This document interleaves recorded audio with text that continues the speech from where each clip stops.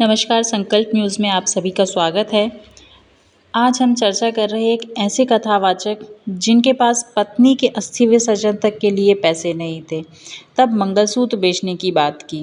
यह जानकर सुखद आश्चर्य होता है कि पूजनीय रामचंद्र डोंगरे जी महाराज जैसे भगवताचार्य भी हुए हैं, जो कथा के लिए 1 रुपए भी नहीं लेते थे, मात्र तुलसी पत्र लेते थे। जहाँ भी वे भागवत करते थे, उसमें जो भी दान दक्षिणा चढ़ावा आता था, उसे उसी शहर या गांव के गरीबों के कल्याणार्थ दान कर देते थे। कोई ट्रस्ट बनाया नहीं और किसी को शिष्य भी नहीं बनाया। अपना भोजन स्वयं बनाकर ठाकुर जी को भोग लगाकर प्रसाद ग्रहण करते थे। डोंगरे जी महाराज कलयुग के दानवीर कर्ण थे। उनके अंतिम प्रवचन में चौपाटी में 1 करोड़ रुपए जमा हुए थे।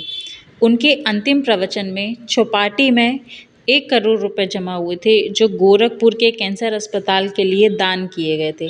स्वयं कुछ नहीं लिया। डोंगरे जी महाराज की शादी हुई थी।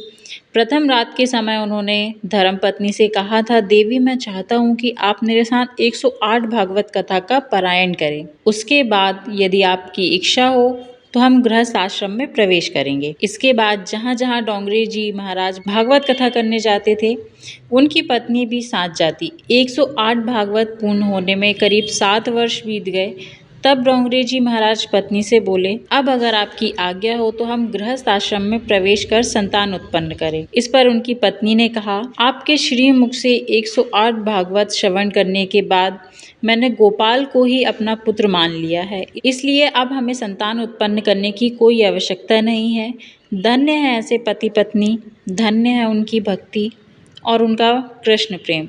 डोंगरे जी महाराज की पत्नी आबू में रहती थी और डोंगरे जी महाराज देश विदेश में भागवत रस बरसाते थे। पत्नी की मृत्यु के 5 दिन बाद उन्हें इसका पता चला।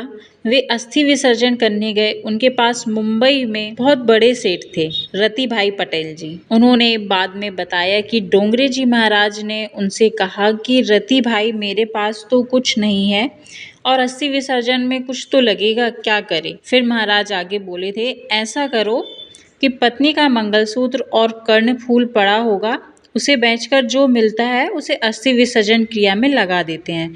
सेठ रति भाई पटेल ने रोते हुए बताया था, जिन महाराज श्री के इशारों पर लोग कुछ भी करने को तैयार थे, वह महापुरुष कह रहा था कि पत्नी के अस्थि विसर्जन के लिए पैसे नहीं हैं। हम उसी समय क्यों न मर गए। फूट फूट कर रोने के अलावा मेरे मुंह से एक शब्द भी नहीं निकल रहा था। सनातन धर्म ही सर्वोपरि है। ऐसे संत और महात्मा आज को केवल सनातन धर्म से मिलाते। हमारे देश में बहुत सी बातें हैं जो हम सभी तक पहुंच नहीं पाई। हमें कोशिश करना चाहिए कि हमारे देश की संस्कृति को हम सभी जानें। मात श्री नर्मदे हर। ऐसे महान विरक्त महासंत के चरणों में कोटि कोटि नमन।